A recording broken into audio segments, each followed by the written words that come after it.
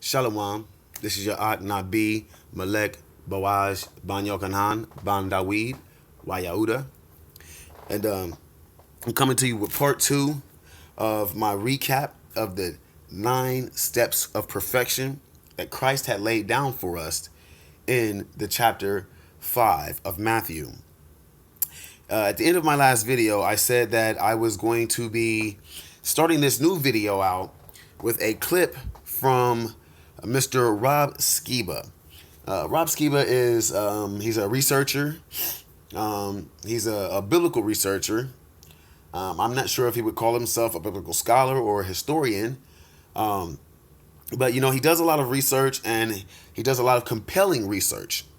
And one of the most compelling things that I've been able to come across in reference to him is his understanding of the need to get back to the Torah, the law, statutes, and commandments. Okay, so what I want to first remind you of is that I went through 5 steps, the first 5 steps. Okay, the first 5 steps was be the salt of the earth, be the light of the world, keep the commandments and teach others to do so, do not have petty, pointless, malicious anger or arguments, and do not simply seek physical pleasure out of a person as to devalue their worth, only to think of them as a sexual object.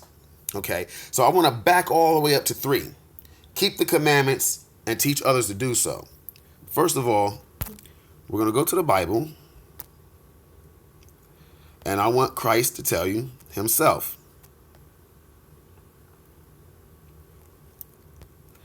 It says, do not think that I have come to abolish the law or the prophets. I have not come to abolish the law, but to fulfill them. For truly I tell you that until heaven and earth pass away, not a single jot, not a stroke of a pen will disappear from the law until all is accomplished. So then whoever breaks one of these laws, one of the least of these laws, commandments, or these commandments, and teaches others to do so will be called the least in the kingdom. But whoever practices and teaches others to do the very same, in other words, keep all the law, statutes, and commandments, will be known as great, or the Hebrew word is gadol, in the kingdom, Malkut Shamayim, kingdom of heaven, Malkut Shamayim.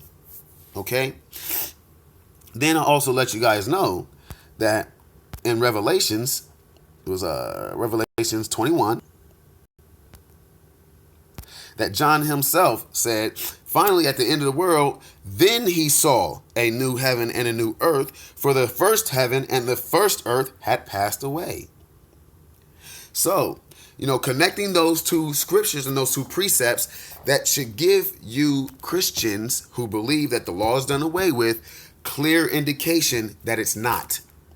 Okay, we got direct word from the Messiah himself. We can skip Paul. We can skip Peter. We can skip all the apostles, because all they do was repeat or give the account of Christ himself, right?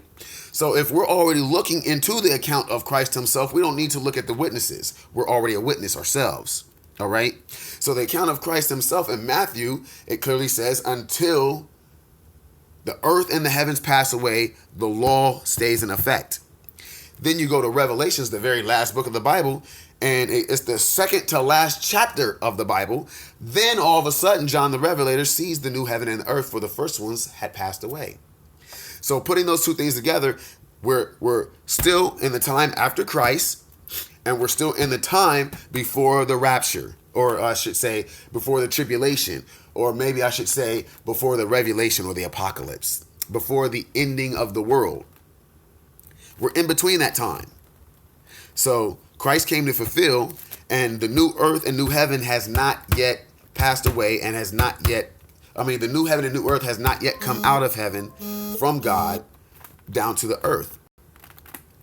The old heavens and the old earth are still here. They're still visible. They're still in existence. And simply from those two understandings, then one can easily equate and surmise that the law itself is also still in existence. So let's go ahead and listen to Mr. Rob Skiba real quick. My goal is not to leave anybody in fear or get anybody fearful of these kind of things. It's just say, hey, here's the evidence. Scripture says my people perish for their lack of knowledge. So I say, okay, what if we got educated? You know, Osiris. This is a depiction of Osiris. Right here in the circle is a hieroglyph for his name. And the name Osiris is the Greek corruption of the Egyptian name Asur or Usur. There are several possibilities as to what the name means. The strength of the eye is one. Another is he sees the throne, or he who has his eye on the throne. That's according to EgyptianMyths.net. Well, studying Hebrew, one of the guys that we spent some time listening to, Dr. Joel Young, had a chart that showed how every Hebrew letter has numerical value. They don't have numbers, the letters are the numbers. But also every Hebrew letter has like 7 meanings, just the letters themselves. So we learned an idiom that said if every letter has 7 meanings, then every word has 70. Because the word has not only the meaning of the word itself, but also the combined meaning of the prefixes and suffixes that are used, as well as the meanings of the individual letters and the numerical value. So, I mean, the Hebrew language is really complex. And when I looked at the letters that comprise the word Yeshua, reading right to left, looking up the letter meanings, I just thought this was the coolest thing ever. Yod, one of the letter meanings for the letter Yod is hand. Shin, destroy. Vav, establish. Ein, eye. Putting it together, the hand that destroys the establishment of the eye is the name of our Savior. And I'm like, these are the kinds of things that should encourage us not to be in fear. But we've got to be on the right side. That's why the call of the last days is to come out of Babylon. Why? So you do not partake in her plagues. Christians are not appointed unto wrath. We always hear that, right? Well, yeah, that's true. So get out of Babylon, because Babylon's appointed wrath. But if you decide, I like it here in Babylon, well, guess what?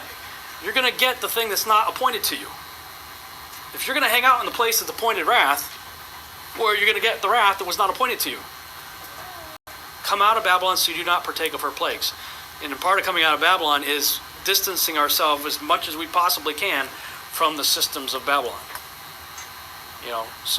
And doing the best we can and trying to figure out what that is, seems to me the ideal way to do that is to get back on God's page, get on his script.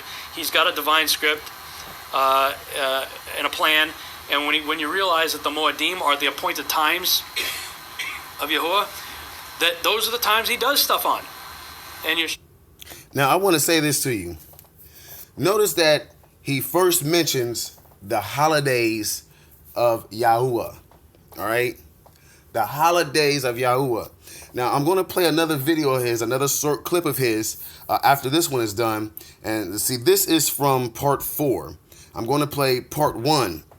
And the very introduction of part 1, where he gives a little, a little background knowledge of who he is and, how he's come into this understanding. Okay. But as you see, he's telling you Christians, listen, y'all need to come up out of here, out of this Babylonian system. Now, eventually, well, actually, matter of fact, I'm not going to play that part. If you guys want to, I highly suggest you go look at this series, the Genesis Revelation, and another series called The Genesis Theory by White Rabbit. But with this Genesis Revelation, Rob Skiba goes into great depth about a lot of great things. And for the most part, he only extends until about Genesis 6. And then everything that's encompassed all around, the Bible and other deuterocanonical Bibles, like the book of Yasher, the book of Jubilees, and the book of Enoch, they all coincide and correlate with all the events that line up in Genesis chapter 1 through Genesis chapter 6. And these things give a greater depiction or a greater deepening understanding and account of the situations that happened. But anyway, you will begin to notice that this gentleman here, Rob Skiba, I really enjoy this guy. This gentleman here, he begins to tell you Christians that your holidays are fake. Your holidays are wrong. Your holidays are pagan. Now, this is a man who is a Gentile himself, who was raised, in all the regular Gentile Christian ways. Just like myself, I was originally a Seventh-day Adventist. So, in my respect, I would note, I would note I would annotate myself, or I would label myself as a Judeo-Christian or a Jewish Christian, because for the most part, the Seventh-day Adventists have a lot of Hebraic ways. They don't, for the most part, they don't eat meat. They're very vegetarian. They do not eat pork whatsoever. They keep the Sabbath day. You know what I'm saying? They have a lot of Hebraic ways, but they still have Christianity. And there's a slight complication within that. But I don't want to go into that because that has nothing to do with this video. So let's go ahead and finish listening to Mr. Rob Skiba as he breaks down the laws, not the laws, but the holidays and the feast days of Yahuwah, and then how he goes on to say that the other holidays are crap. Yeshua is the main character in this divine script. He knows his lines perfectly and he hits his mark every time. I believe he was born on the Feast of Trumpets. I believe he died on Passover, was buried on unleavened bread. I believe personally he was raised on Shabbat, and then presented for. Now, I mentioned that, I believe in my last video, that Christians, that he was raised on Shabbat, but Christians think that he was raised on Sunday, and so that's why they call Sunday the Sabbath, when that's not true. He was raised Saturday night. He was raised from the dead Saturday night. According to the Hebrew, that is the beginning of Sunday. Although that is not Sunday morning, it is the beginning of Sunday. It would be known as Sunday Eve. The eve of Sunday before the day actually begins. Okay? We, here in America, we know that as Saturday night. But in the Bible, all of a sudden, we don't really get many scriptures until we notice that they came to the tomb early in the morning on the first day of the week. That's the thing that really gets me about most of you Christians. Your Bibles clearly tell you that they went to see the tomb on the first day of the week. It said that he was laid to rest prior to the Sabbath on the preparation day, and that he was raised on the first day of the week. Any calendar, I don't care where you go, any normal calendar, what I mean by normal is not a work day calendar. Work day calendars put the weekend literally at the end of the week. Normal calendars start on Sunday, end on Saturday. So the first day of the week is Sunday, and the seventh day, the day that God says that you need to keep holy, is Saturday. But I'll let Rob finish explaining that. First fruits offering on first fruits. Holy Spirit came down on Pentecost. I believe he's coming back on his birthday. Feast of Trumpets. Feast of Trumpets is also known as the Day of Hiding.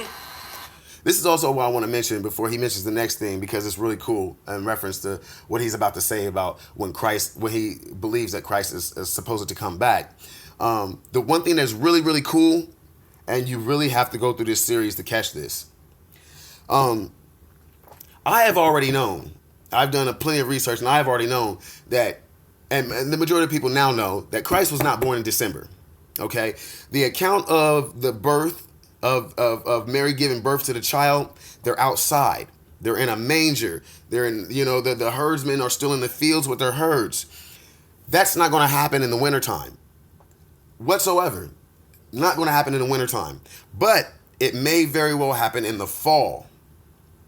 And that's where I had automatically came up with my conclusion of when Christ was actually born. I believed that Christ was actually born in the fall, somewhere between September and October. And I believe my dates were September 20 to October 27th. But I was off. I'm not a mathematician or anything. And to be completely honest, I haven't sat down and just completely broken down the math yet either. But Mr. Skiba has done so. And what he has concluded and come up with, and get this is going to truly blow your mind. And you absolutely have to see this video to really get the full scope of what I'm about to tell you. Because what I'm about to tell you is so minuscule and minute, it's probably going to tick you off and you're just going to automatically disregard it and disbelieve it. But I'm trying to tell you, please go back and watch this video in its entirety. It's going to trip you out. But from what Mr. Skiba has been able to figure out, and someone else, and he includes that other person's information their findings in the third part of the Genesis revelation is that Christ was born on September 11th. Wow. 9/11. Wow. Was it not an emergency when he came? Wow. Isn't that astonishing even in itself? You know, I mean, think about the way he just broke down the Messiah's name when you look at Yeshua. So there's the Yeshua, there's Yahushua, and then there's Yeshaya. Well, Yeshua says the hand will destroy the establishment of the eye. That is awesome. That means the hand of God, the hand will destroy the establishment of the eye, the all-seeing eye of Satan. Totally awesome. That blew my mind when I heard that. September 11th. Not only is that number a number of importance, but it's also a number of emergency. And it was an important emergency that Christ was born. Wasn't it? But like I said, man, you need to go back and watch this series. I haven't even finished 1 and 2 yet. Actually, I did. I jumped from the White Rabbit series of the Genesis theory over to this series. It was kind of accidental. But in any case, I did kind of start Genesis 1, the part 1 of this, and I'm going to end up playing like the first 7 to 10 minutes of that video also, so that way you can get a scope of Mr. Skiba. But I truthfully, highly suggest that you guys go back, look up White Rabbit on YouTube, look for the Genesis theory. He's got 2 parts to that. And then look up Rob Skiba here on YouTube and look for the Genesis Revelation. And he's got 4 parts to that. Let's go ahead and let Rob finish talking. So I do believe while we may disagree on the timing of the rapture, I believe there's a hiding that takes place at the Feast of Trumpets. A hiding. It was known as the Day of Hiding. It's also the day that there's that the kings were coronated. Kings were coordinated in the Feast of Trumpets. So what better time for the King of Kings, Lord of Lords to have been born and to return to set up his millennial kingdom. Some of that, right? Yeah, some of that. Then we have the 10 days of awe, and you got the Day of Atonement, which is when I believe the bowls of wrath are going to be poured out. And then we got Sukkot and the millennial reign of Christ. So that's where I think we should start. And just keeping Shabbat, just that alone, was the gateway that opened up a whole lot of other things to my wife and I. And bam, right there. Did you notice that? I'm hinting this specifically toward Christians. Did you notice that? This is a Gentile. He knows he's not a Hebrew Israelite. He knows he's not an Israelite at all. He's going to end up saying this. But he understood that once he actually celebrated and truthfully, spiritually worship the actual Sabbath, then all other forms of truth began to open up to him. I would suggest that that's where we all should start. You know, it's the one commandment that starts with the word remember. Remember the Sabbath, keep it holy. So, that's where I'll end there, yes. You mentioned the rapture. What evidence do you have for the rapture? Well, if we want to open up that can of worms. Since you brought it up originally. Since I brought it up. Go! Well, let me just say, I was a hardcore dispensationalist pre-trib rapture guy for nearly all my life. Growing up in the church, it's all I've ever heard. So, even as from infant till well into my, I'm 46 now, and I came into Torah about 6 years ago. So let's say 40 years of my life, I was hardcore. I used to teach it. But there were a number of scriptures that you have to conveniently ignore in order to hold the view. And most notably, Matthew 24, 29 through 31, where Paul says later that we meet him in the clouds. The only time Yeshua says he's going. Now, this is in reference to the rapture. Okay? And I've been trying to teach on this, and I've been trying to talk about this, but I don't think that I had the correct oration or the right terminology to be able to completely and clearly explain and define this the way he does. But it is incredibly interesting how he goes into this and begins to explain it. To be in the clouds is after the tribulation of those days. Bam. That's the key thing. Now, the thing is that the scriptures say that those who endure until the end shall be saved. Let's prove that.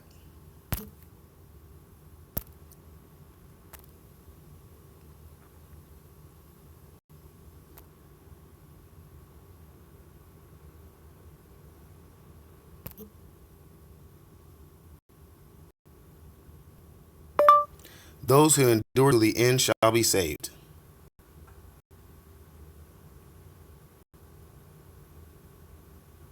I believe it's in Luke. Those who endure until the end. Phone acting funny.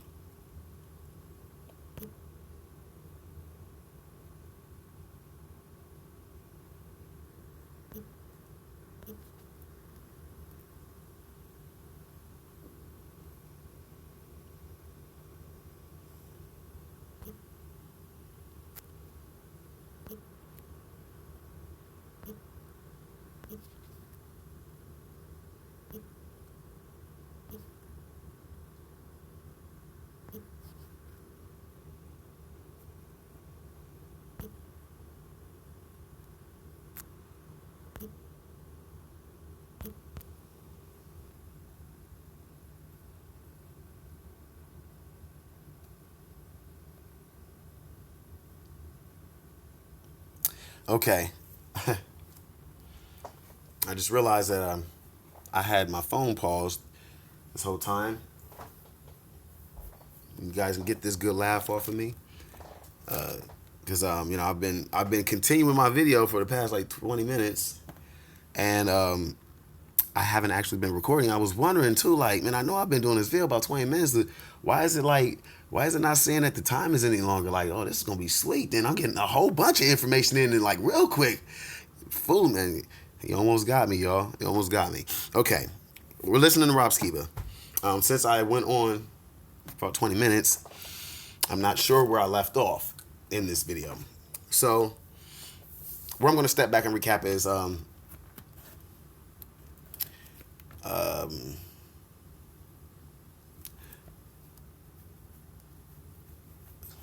you guys should really go back and catch this series, the Genesis Revelation.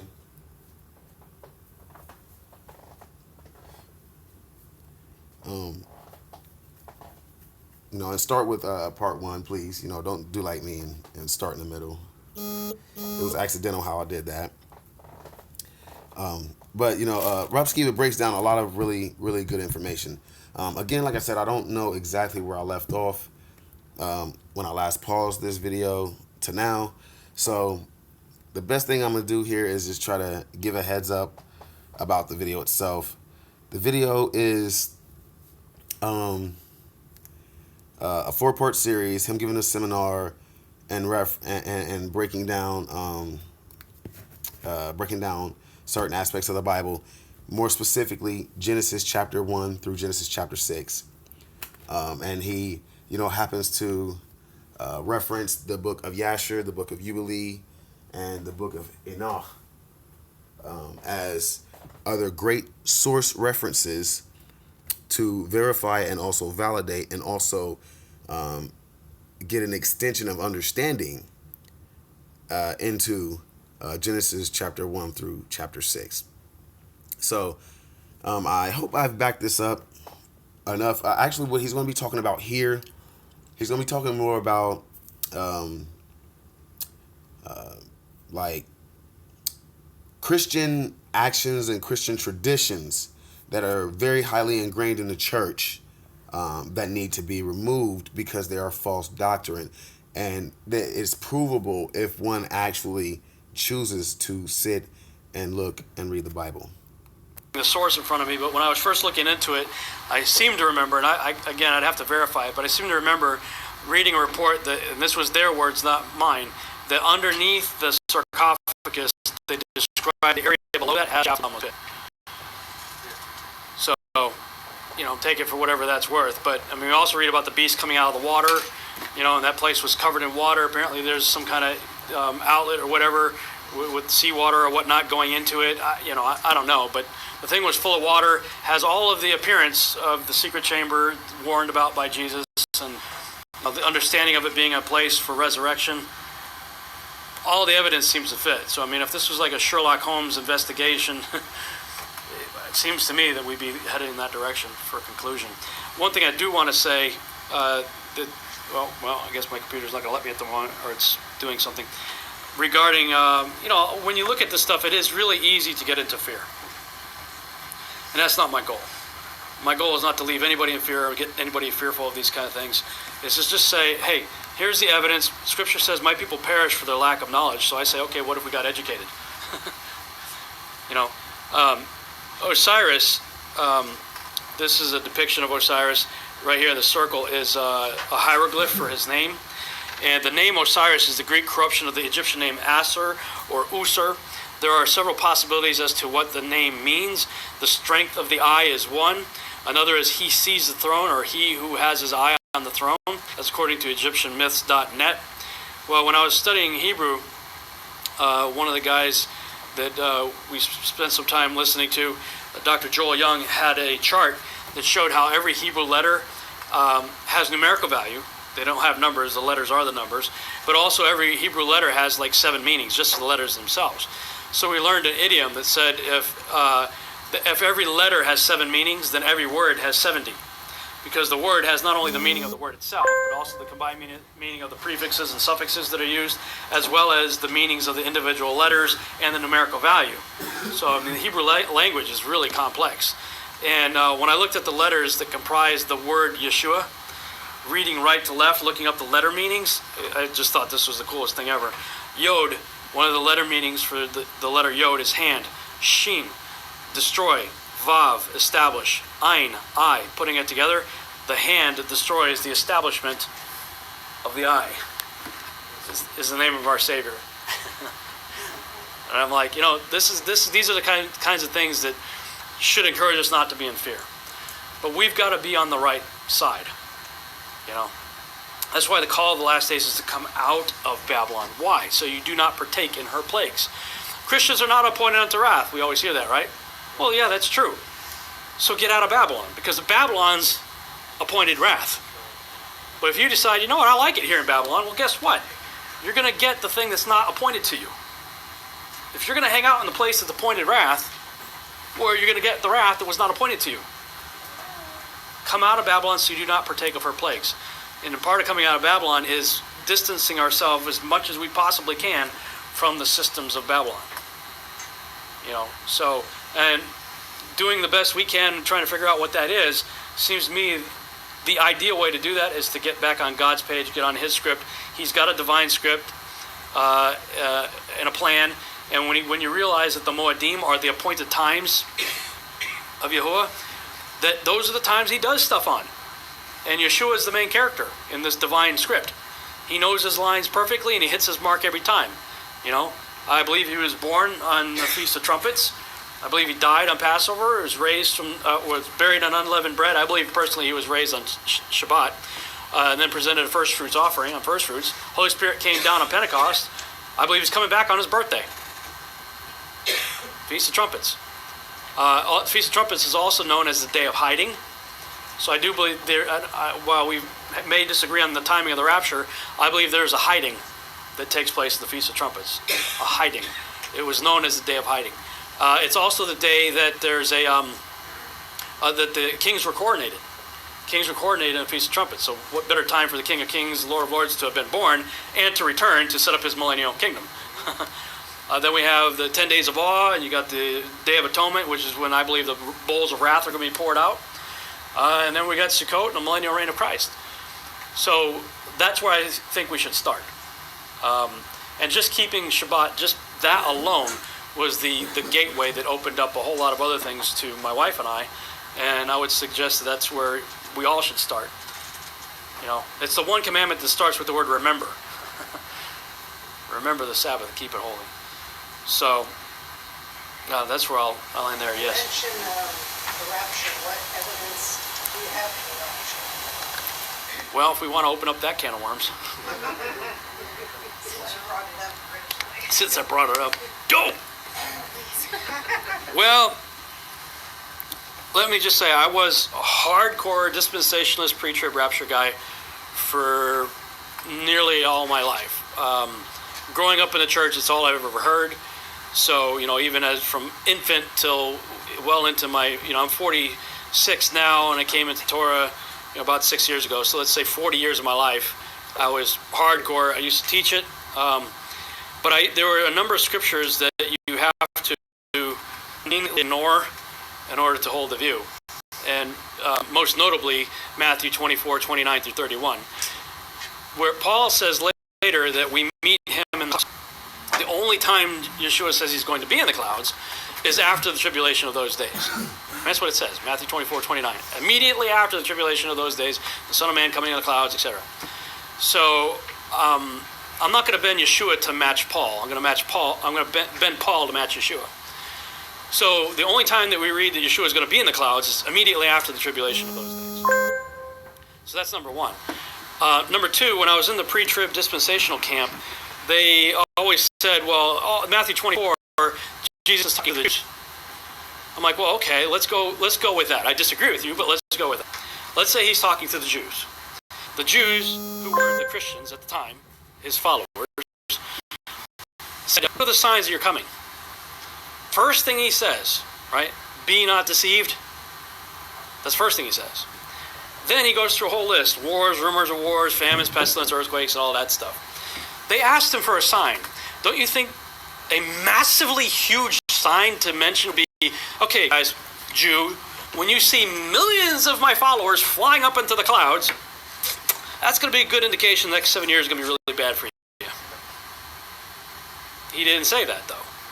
He skipped a massively huge sign. If you think of the number of Christians in the world today that would fly up into the clouds in the rapture, forget earthquake, man. This is huge. Bunch of people flying into the sky. Start your clock, 7 years is going to release you. But he didn't. He left out a really huge sign, and then furthermore, in 29, Matthew 24, 29, he said, yeah, I'm not going to be in the clouds until after the... Well, the only way that can work is to create the bogus doctrine of dispensationalism and separate Jew from Christian. And Paul disagrees with that. He's right. Paul does disagree with that. The Christians are included, and they will be included. Matthew chapter 10, verse 23, Christ says that you will not make it through all of the towns of Israel before the Son of Man comes. And you know he can't be just talking about the little sliver of land. He's got to be talking about the entire world. Now, the Hebrews would be like, yes, because we were scattered to the four corners. So we're in every part of the world. That is very true. That is very true. But that doesn't mean that we are in every town of the world. That means Christ said every town is a town of Israel. He literally called every town in the world a town of Israel because he said you will not be able to make it through every town of Israel before the Son of Man comes. And so that's what he means. And so, you know, the separation is false because a lot of Hebrews say the Gentiles that got grafted in were the 10 tribes. No. Even though they did become Gentiles, or even though they did come into Gentile nations and heathen nations, that didn't necessarily mean that they became Gentiles. They were still Hebrews. Gentiles are Gentiles. Gentiles are everyone but the Hebrews. Hebrews are Hebrews wherever they go. So, you know, there is an inclusion. There is an inclusion. So he is absolutely right about that. And then also to speak on how he said that Christ said, oh, I'll come at the end of the rapture. Matthew chapter 10, verse 22 says, those who endure to the end shall be saved. Go look up those two verses for yourself. Validate them and base them against what me, myself, and Rob Skiba had just told you. Romans 7 through 11 is all about us being grafted into the cultivated olive tree. Ephesians 2 is about us being adopted into the family of Israel. So when I came off of dispensation theology and came to understand the grafting and adoption process, really as a result of marrying Sheila, because she had a 13-year-old son when we got married, and I adopted him into my family and gave him my name. So he was not a Skiba, now he is a Skiba. All of a sudden Hosea is making perfect sense to me, and where Paul is quoting Hosea in Romans 7 through 11, I'm going, okay, I'm getting it. This is not replacement theology. People want to hear what I'm saying and accuse me of a replacement theology. That's not replacement. Jeremiah, my son, was a Garcia. Now he's a Skiba. He didn't replace me. He just got grafted into my family and is now heir to whatever my family has to offer him. And, to whatever degree he wants to participate in it, he can pass on the legacy of the Skiba, because that's who he became. He didn't replace me. He became part of my family. And so I'm not talking about replacing Israel.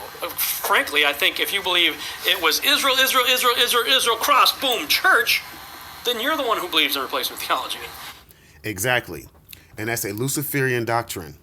That is a false doctrine. That is not the doctrine of the Bible.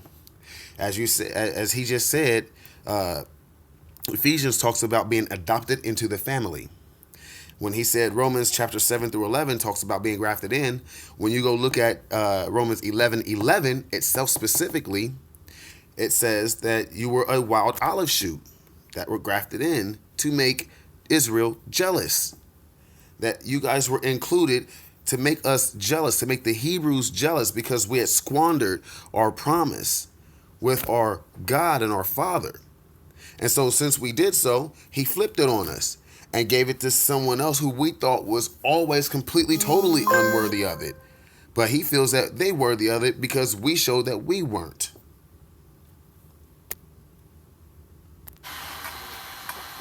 Stephen said in action. Oh, one more thing though. So there is no replacement. There is no new spiritual Israel. That also is a Luciferian doctrine. That's also a false doctrine. Nothing in the Bible ever speaks about a new spiritual Israel. Nothing whatsoever. You guys are included into the physical Israel. Now, if there is a new spiritual Israel conversation at all in the Bible, it is speaking about the inclusion of you guys creating or engulfing yourself in the spirit of Israel to be included into the physical Israel. Everyone who gets into the kingdom will be Israel. Everyone. Christ pretty much verified it when he said in Matthew 10:23 that you won't make it through all the towns of Israel before the Son of Man comes. There is another video that I've done here in my series. You can look it up. I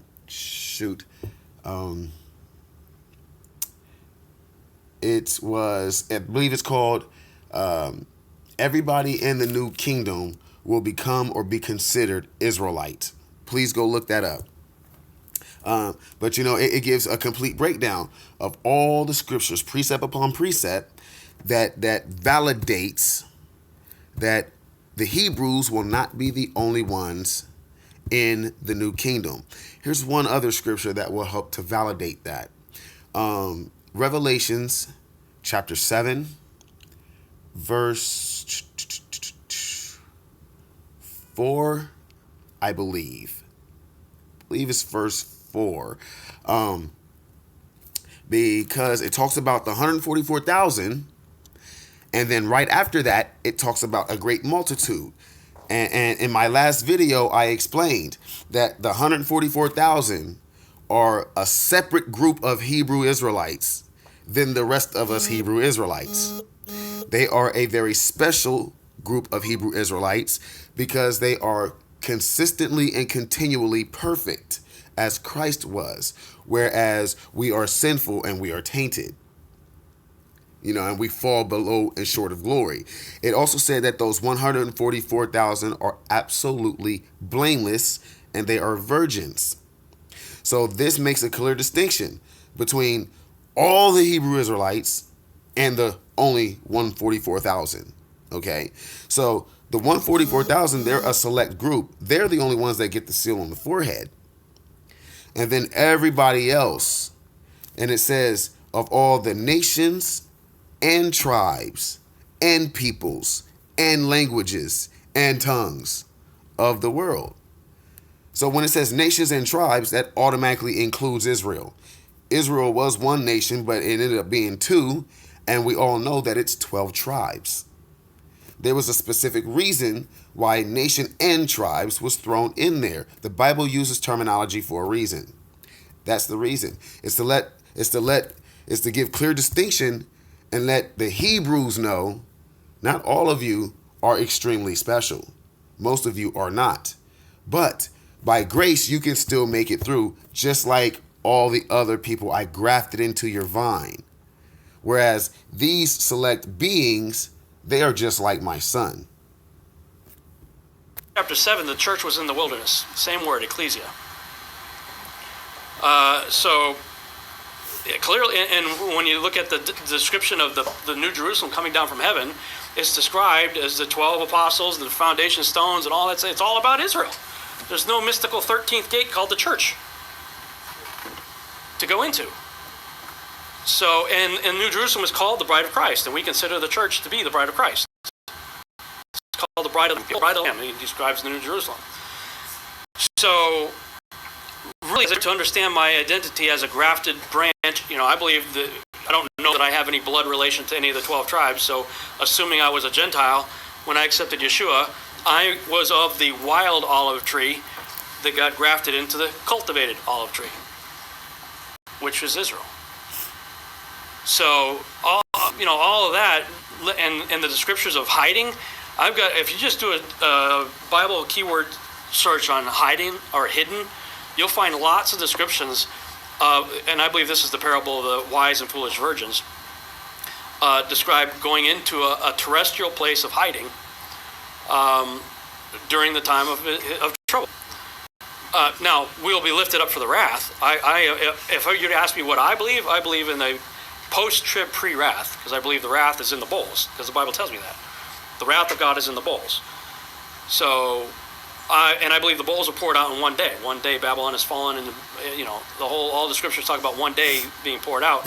So I believe on the last physical 24-hour day of the tribulation period, we get raptured, bowls poured out, everything's cleansed out, come back down, New Jerusalem, millennial reign, And the Babylon that you're referring to is... Well, I believe there's a physical Babylon in Iraq, but I believe there's a Babylonian system that's worldwide. Yes, I agree. Yeah, that we as Americans are in a Babylonian system, and so the whole system's going to be judged. But the place also, in my opinion, is physical, literal Babylon of Iraq. Starting with Nimrod till today, the people who are participating, who they know and they're willingly,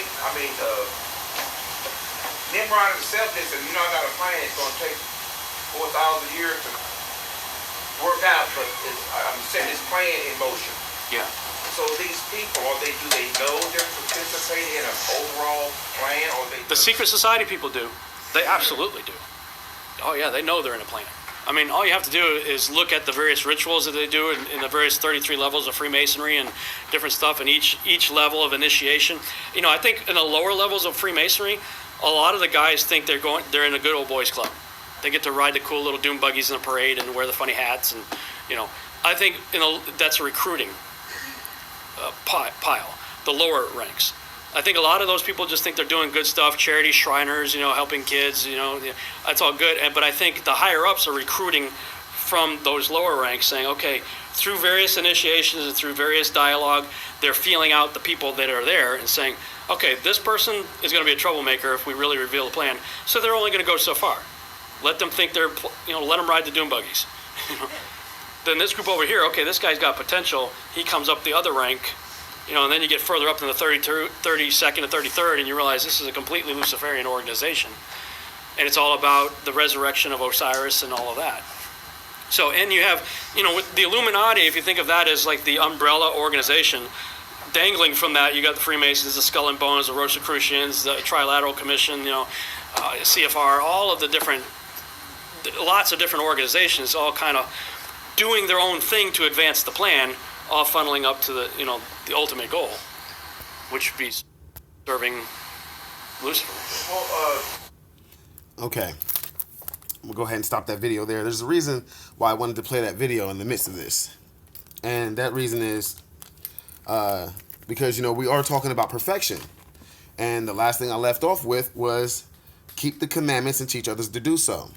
And if you didn't notice, it wasn't until he started observing the Sabbath that all kind of other revelation began being revealed to him. And he began understanding what was actual truth, what was human truth, what was Luciferian truth, and the difference of things that he needed to do, should be doing, should not be doing anymore. He's come to the conclusion that he don't worship American holidays, that he needs to worship the holidays of God. And so that's what he spoke about. You notice he spoke about that. You notice he calls Christ Yeshua. So he calls him by his Aramaic name. These are, now as far as, him calling him by his Aramaic name, a lot of us Hebrews, we find that very, very important. We find that very, very important, and for various different reasons. But again, I said the reason why I made sure to play that clip is because I wanted to give you an understanding. There are certain prerequisites and requirements for the steps to perfection. One of those is to keep the commandments and to teach others to do so. He did just that. He said he keeps the Sabbath now. And with him keeping the Sabbath, he showed that, he's been able to gain all this extra experience, all this extra knowledge. That's encouraging other people to keep the Sabbath as well. That was seasoning. So remember, the first verse 3 were be salt of the earth, or be seasoning, be the light of the world, or shine, and keep the commandments and teach others to do so. Right there. So that was the reason why I played that video. Let me go ahead and run over the last 4 real quick. Number 6, he says, do not separate. And if you do, don't just separate from your spouse. And if you do not get back together, go through a full divorce. Otherwise, you guys should stay together and be faithful. Excuse me. Those are in verses 32 and 31. In those verses, he goes on to say that you make your woman an adulteress if you cut her off. If you guys split up, if you were married and you split up and you don't go through a full nominal divorce, and she ends up with another man, and then you end up with another woman, well then you end up being an adulterer, she ends up being an adulteress. Paul goes on to explain this a little bit more also in 1 Corinthians chapter 7, what Christ is talking about. But, Christ essentially is saying that, if you guys are going to have problems, okay, have problems, because humans might end up doing that. But don't have problems and then want to go shack up and be laid up and laid around with somebody else just because you're having problems with your main spouse. Because then you have put yourself in a completely new space and a completely new era of complication for your soul. And so that's what he's trying to explain to us. Okay, number 7 is, don't make any oaths or promises, nor should you give any unclear descriptive answer like maybe. You should give a solid yes or no when answering. And I can understand why that is an attribute of perfection. I can completely understand why. The reason why I understand why that's an attribute of perfection is because, let me go ahead and turn my music down a little bit. I don't want to disturb what I'm saying. I'm in my car. I'm about to go pick up my wife from work.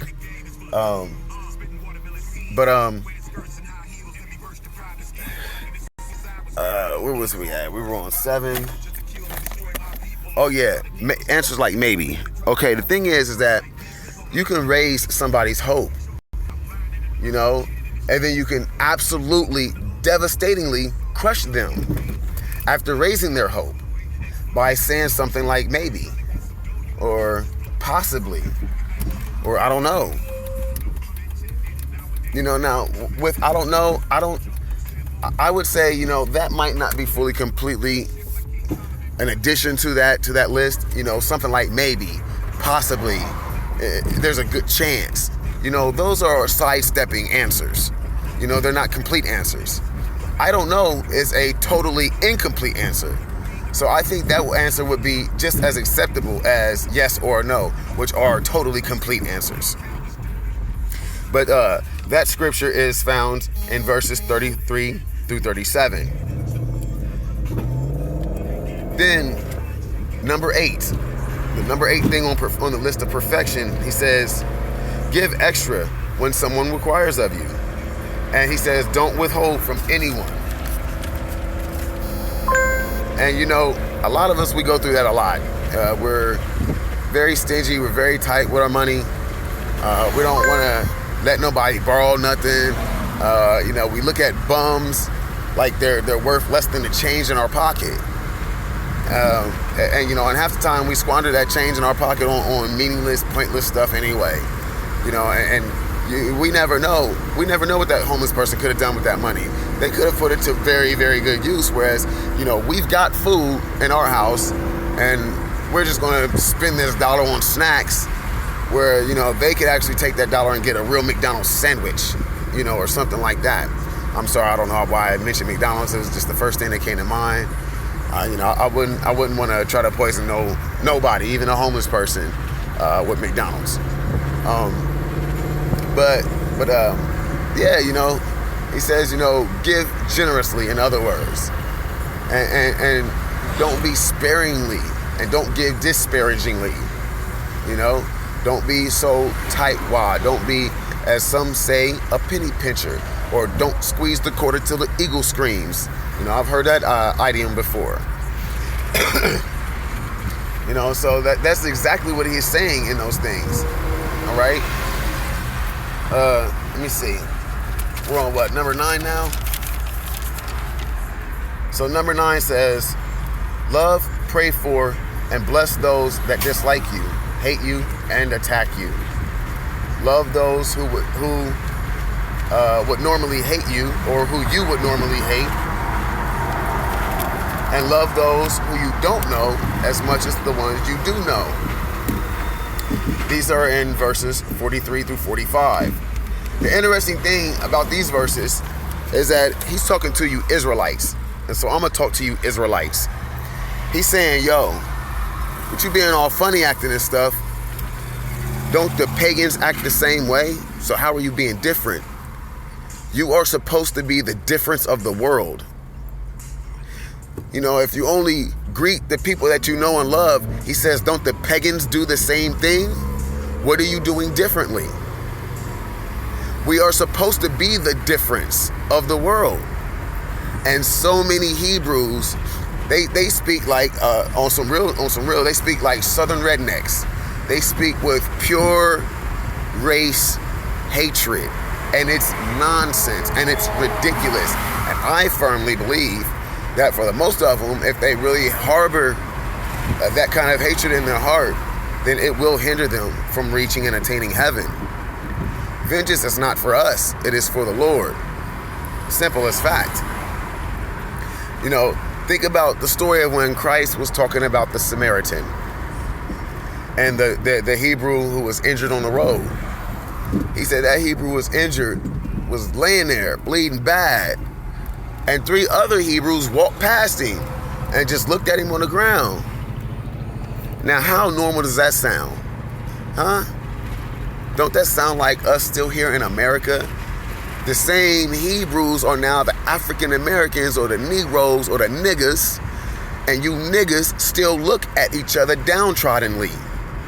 You will still walk right over another nigga that needs help. But y'all supposed to be all high and mighty. How? Where? When? You can't be. And Christ, even your Savior, your Master, your brother, your King, even he himself says it. Y'all fooling yourselves. Because he said once the 3 Hebrews walked past him, then a Samaritan walked past him. At that time, the Jews did not confer with the Samaritans. The Samaritans, they were half Jew, half Assyrian. So they weren't considered actual Hebrews. So they didn't correlate with them. They didn't conversate with them. They didn't connect with them. And that's why the woman at the well was tripping with Christ. Like, well, you're talking to me. I'm a Samaritan woman. You're talking to me. You're a Jew. Christ at that point in time let her know, yeah, and make sure you know that salvation is of the Jews. John 10:22. You Christians need to know that. Salvation is made by way of those who come from the line of Jacob. Only. Period. But the Hebrews, back to you, like I was saying, the Samaritan is the one that helped him out. Now we can call the Samaritan Esau. Let's call the Samaritan Edom. Let's call him an Edomite. As a matter of fact, let's just call him a white man. It was a white man that finally stopped and helped that Hebrew Israelite black man that was dying and bleeding on the road. And he took him to a hotel and he paid for his room and board and paid for his health. And then Christ looked at the rest of the Jews, you black Hebrew Israelite Jews. He looked at y'all and said, now which one was his neighbor? Because remember, he said you should love thy neighbor as your brother. The Pharisee wanted to be smart. Well, who's my neighbor? And so he gave him that parable. So I'm giving y'all the same parable, Hebrews. Well, who's your neighbor then? What are you supposed to do then? Are y'all supposed to be going around talking all crazy and retarded about Esau and the Edomites? First of all, Esau and the Edomites aren't white. Esau was the brother of Jacob, so Esau is close to our color, our complexion, our hue. That's just first and foremost. Edom came from Esau. Need I say more? Okay. So, when you stop and look at all that, and you stop and examine it all, Hebrew Israelites, who was the man's neighbor? Who was his brother? It was the Edomite. It was the white man. His own Hebrew Israelite brothers were even brothers to him in the manner that they were supposed to show love, care, and compassion. But the white man did. The Edomite did. The Samaritan did. Okay? Here's the last thing I want to mention. Christ says, always do good to others, no matter who or how they are, just as Yah sends the sun and the rain on the just and the unjust. We are not supposed to be harboring all this hatred, Hebrews. We are not. We're supposed to let our Father do what he said he's going to do for us. And we're supposed to do what he said that we are supposed to do for him. And that's love everybody. Period, point blank. Love everybody. That is the way to perfection. So let me give you this breakdown again. 9 steps, really 10. Number 1, be the salt of the earth, be seasoning, 5:13. Number 2, be the light of the world, shine, in other words, 5:14 through 16. Number 3, keep the commandments and teach others to do so, 5:17 through 20. Do not have petty, pointless, malicious anger and arguments against anyone, and make amends if you do, 5:21 through 26. Number 5, do not simply seek physical pleasure out of a person as to devalue their worth, only to think of them as a sexual object, 27:30. 5:27 through 30. Number 6, don't just separate, and if you do not get back together, do not just separate if you do not get back together. Go through a full divorce, otherwise stay together. That is Matthew 5:31 through 32. Do not make any oaths or promises or give any unclear descriptive answer like a maybe or a possibly or I should be. Give a solid yes or no when answering. Matthew 5:33 through 37. Number 8, give extra when someone requires of you, and don't withhold anything from anyone. Matthew 5:39 through 42. Number 9, Love, pray for, and bless those that dislike you, hate you, or attack you. Love those who you would normally hate. Love those who you who you don't know as much as the ones you do know. That's Matthew 5:43 through 45. And number 10, always do good to others, no matter who or how they are to you, just as Yah sends the sun and rain on the just and the unjust. Matthew 46 through 48. And with that, I want to end one more time with the Master's last words.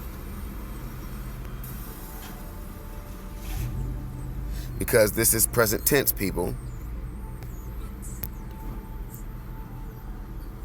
Be perfect. Everyone, especially you Hebrews. Therefore, as your Father, Ahaya, Ashur Ahaya, and Shamayim is perfect. Shalom. Shalom. I think for you guys, I do want to play this short clip from Rob Skiba in reference to when he, first start understanding things.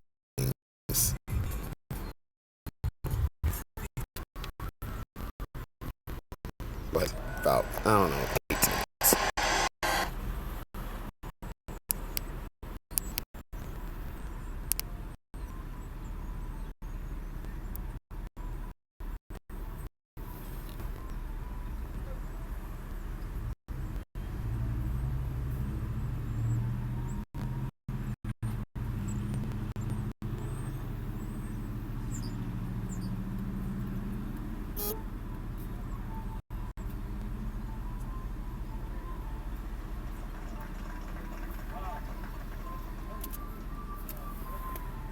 Sort of an overview. First of all, I'm going to assume most of you know who I am, or you wouldn't have been here. But just real quick, just a little bit of a testimony. I grew up in a Christian family, Christian environment. My dad was a Baptist minister when I was a kid. I accepted Yeshua when I knew him as Jesus at age 7. I've been in some form of ministry my entire life, starting with Vacation Bible School in my parents' front yard. You guys remember that? Some of you might remember Vacation Bible School. Later in high school, so my friends and I, we started what we called the God Squad, and we would meet for prayer in the morning by the library before we went to our secondary school, just to sort of start our day. And the school was gracious enough to let us use one of the classrooms on Tuesday evenings to have Bible studies after school.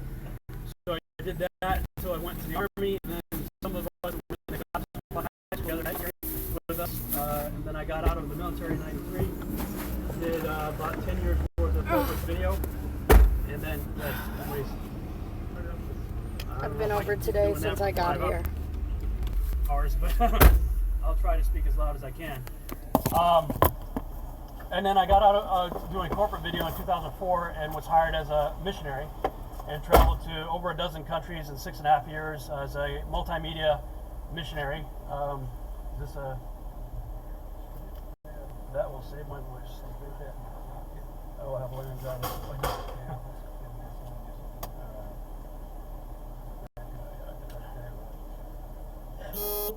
Tied into the sound system. Is that better?